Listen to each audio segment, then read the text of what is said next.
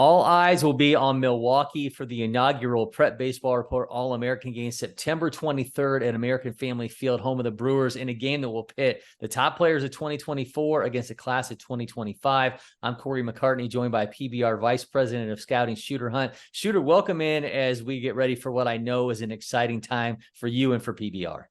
Yeah, it's been a long road to get here with the amazing events from the PBR Future Games that we have down at LakePoint. You've been a part of the Super 60, which kind of kicks off the draft season. We finally have this All-American game where we can really show our prowess in the scouting trail, where we have more than 100 boots on the ground scouts out there, constantly out there to find who are the best players, who's made improvements, who has gone unnoticed so far. We're never satisfied with that, but it's nice to give shine to these elite players and also put a little twist on the usual All-American game. Well, let's get into this 2024 class, and later on I will be joined by one of the arms that we'll see in action in this, right-hander Brayden Krenzel out of Ohio. This includes a number of the top 20 players in the class, including the number 2 player out of Arizona and Cam Caminiti. Shooter, this roster is absolutely loaded. Yeah, and you start with Caminiti at the top, who's a reclass. He was a 2025. We've seen a little bit of a trend in guys doing that as a lot of the MLB teams look to those ages, and the youthfulness in their algorithm seems to shine light. But Caminiti's ready for it, and that's a big reason why he jumped into that number 2 role. When you have a mid to upper 90s fastball from the left side, full arsenal mix. Oh, and also he swings the bat really well from the left side. That athleticism really shines on the light on his high upside as a draft prospect and potential frontline starter. I think his best days are ahead of him, even though he's got incredible stuff right now. He still is very young. He's only going to get better. It's a stout frame. And like I said, he can swing it, which I think is going to push him over the top as a pitcher in the long term. Yeah, LSU commit, and obviously you hear that last name. He's the cousin of 1996 National League MVP Ken. Moving on, a middle infielder that is right behind Caminiti in the rankings, Virginia-bound Caleb Bonemer, who is 6th. What should we expect to see from him when he hits Milwaukee? I thought that it might have been the big breakout star of the summer was Caleb Bonemer. He came in early on at Team USA, some swing and miss there, but you expect that. A kid from Michigan gets thrown to the Wolves, where he's got to face the best draft arms in the country. But from there, he didn't sulk. He didn't go home and cry about it. He just kept getting better. And the power shows. I think he's one of the toughest outs in the class. There's not much movement of the hands in the pre-pitch, but you can't get anything by him with 2 strikes. And when it goes off the barrel, it screams off the barrel. He's a left side defender, probably going to end up more of a third baseman, but he's going to hit in the middle of an order. And all he did was produce. It didn't matter who was going up against him late in the summer. He was going to get a hit. And he's just got that blue collar Michigan work ethic to him. He's a Virginia recruit, and he's kind of the type that you get at Virginia. Coach McMullen brings those guys in who are gritty. They're going to grind out those at-bats, and they're just doubles machines. Can't say enough about Bonemer.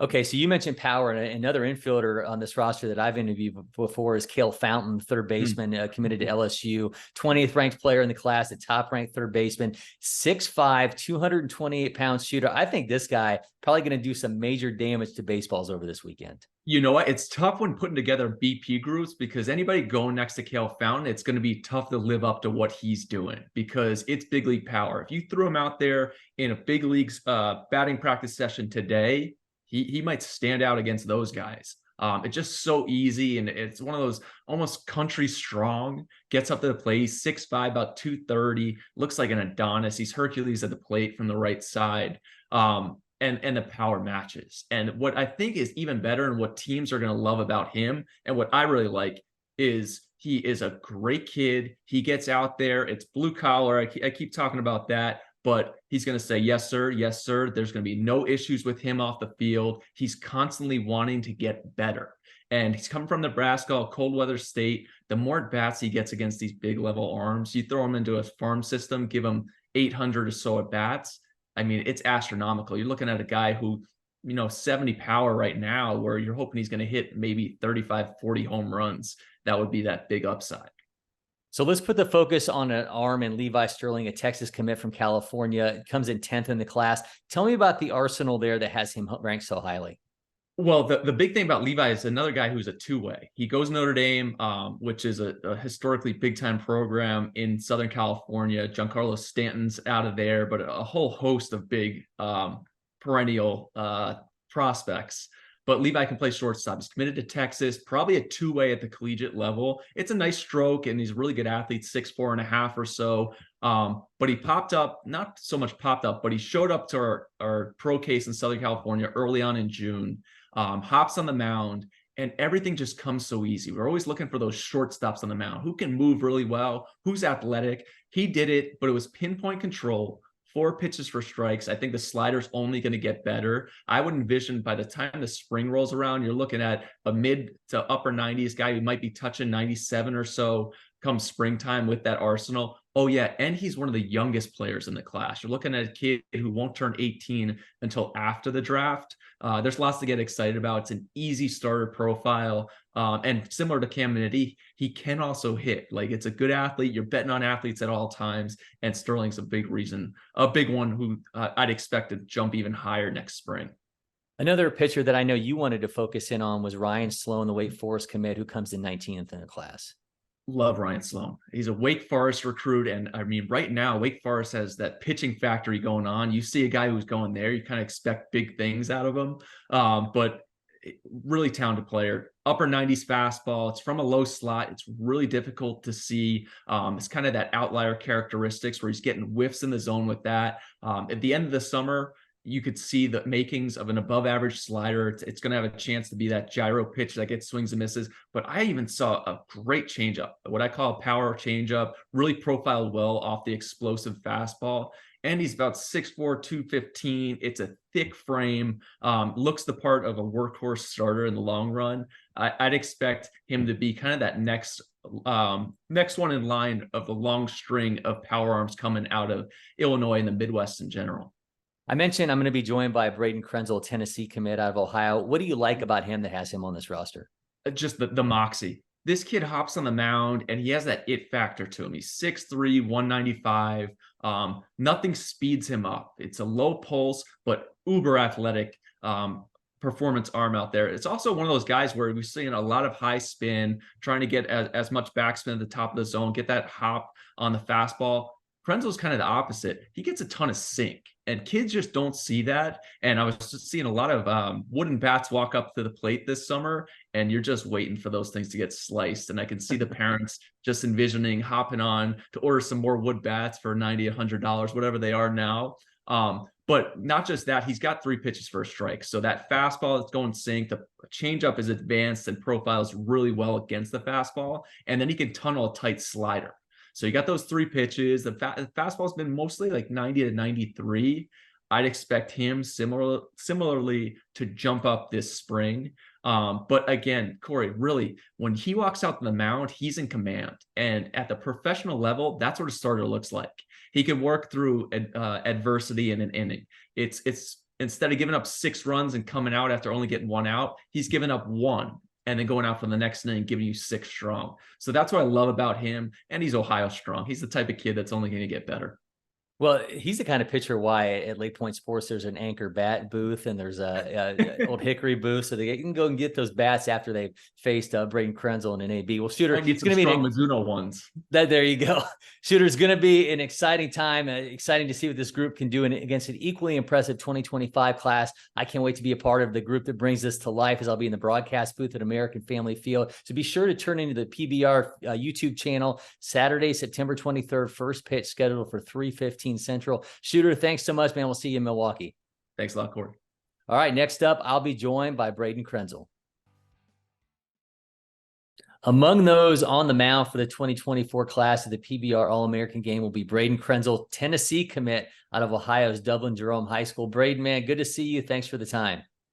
Good to see you too. Thanks for having me on. Absolutely. The top-ranked player in Ohio in the class of 2024, one of the top-rated right-handers in the nation in the class. I know you got the fastball into the 90s. You've got that curve slider changeup as well. I know mentality is something, though, that doesn't show up in the measurables. It doesn't show up on that PBR profile. How would you break down your mentality on the mound? So if I were to break down my mentality on the mound, I would say I'm a pretty calm and collective mindset on the mound. Going out there, putting out my best foot forward and trying to let the defense work behind me. You know, most of the time I have a really solid group of guys behind me, so just letting them work and showing what they can do. And, pitching is just messing up time and making hitters make mistakes. Make it sound so easy. I talk about the pitches. Rank the secondary ones for me. I've heard a lot about that changeup, but how would you stack them up? Yeah, so I would say, my two-seam fastball is definitely my first pitch. And then slider and changeup, they're just so close together. It just depends on what's working that day, what's feeling good. The slider is more, out pitch to righties, sometimes, back foot to a lefty, changeup's more out pitch to a lefty. So it just depends on the batter and what's working that day. What's more fun for you, getting to guy to look at a third strike or getting a fastball just to blow by them for the K? They both have their special place, that's for sure. I think nothing's better than blowing a fastball by somebody, though. The last name Krenzel obviously sticks out when you're in Ohio. Your dad, Craig, the quarterback of Ohio State's 2002 national championship team. There are not many positions, high stress positions at a place where playing for a championship is the expectation. How did and how has he helped prepare you for external pressures when it comes to sports? So the way he's always prepared me is, trust in the process that you set up beforehand. You put in all the work, lifting, eating food, getting stronger, working on mechanics, working on spin, all this. And then you have to go out and you just have to compete. You have to trust that the work you've put in beforehand is going to get you through that moment. Obviously, to the chagrin of Buckeyes fans, you're a Tennessee commit. Tell me about the lure of playing in the SEC, and then how the Volunteers ultimately won you over. Yeah, so ever since I was a young kid, watching baseball down south, it just had a special pull to my heart. And, to be the best, you got to go compete against the best. So that was the mindset, going down south, competing in the SEC, and then trying to get the SEC tournament and into Omaha. But, the draw to the Vols is the coaching staff's awesome. Talking to them, getting to know them has been a wonderful experience. The the um, the whole culture that they've built down there, expecting to win, kind of that high energy, having fun while playing the game was definitely a big draw as well. So you're going to be one of two Volunteers commits on that 2020 on that team there at the PBR All-American game. Ty South, the seam from Nevada. There's two more on the other side. Luke Billings out of Texas, Evan Haskins out of Virginia. With Ty in particular, how have you guys kind of already started to build those relationships before you ever even get on campus? Yeah, so this summer has been huge for meeting a lot of those guys, between East Coast Pro and going to all these events that have been, a blast to be at, and even more fun, getting to meet guys that are going to be on campus. It's really fun to talk to those guys and hear about where they're from, all the fun things to do, all the good food spots and whatnot. So just building those relationships before you make it to campus is pretty cool. You're no stranger to PBR's biggest events. You were a Future Games alumni, represented Ohio in 2021. Now you're taking part in the first ever PBR All-American game. I know you faced tough lineups in the past, especially in the summers with Bo Jackson Black, but this 2025 team has a number of players considered to be among that class's top MLB draft prospects. What do you anticipate the challenge being like of having to navigate those kind of hitters, and how excited are you for that kind of an opportunity? Oh, it's something that I've been looking for, since I got invited. I saw some of the top name guys on the other team. It's like, man, it's going to be really fun to compete against those big dogs. And, just like I said earlier, competing is one of the things that, drives who I am. And, it'll be fun to play against some of those top guys. Well, I want to get a glimpse of what those 2025s are going to have to deal with. So you got yourself a ball. Take us through your grips. Show us what you do, and just a little tweaks that you have on your grips. Yeah. So here, we got pretty standard 4-seam grip. Go across the seams, try to pull down on that, get that backspin. From a little bit of a lower slot, try to get the rise on it, and then 2-seam.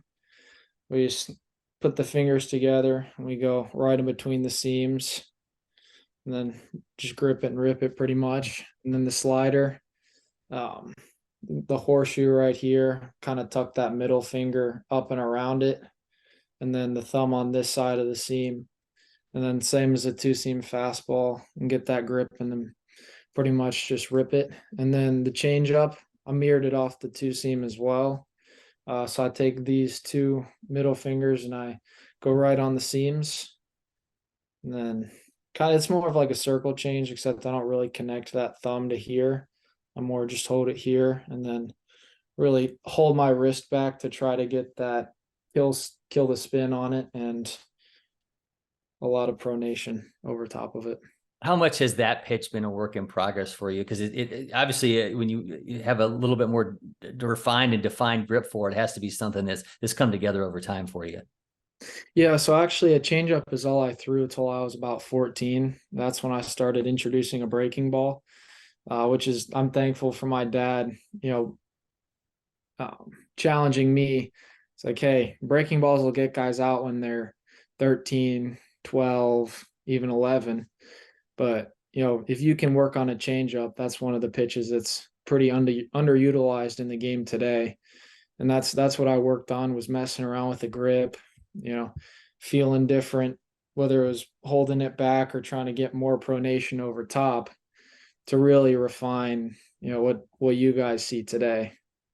Well, cannot wait to see it in action then when we get to Milwaukee. Thanks for the time, Brayden. We'll see you September 23rd at American Family Field in Milwaukee.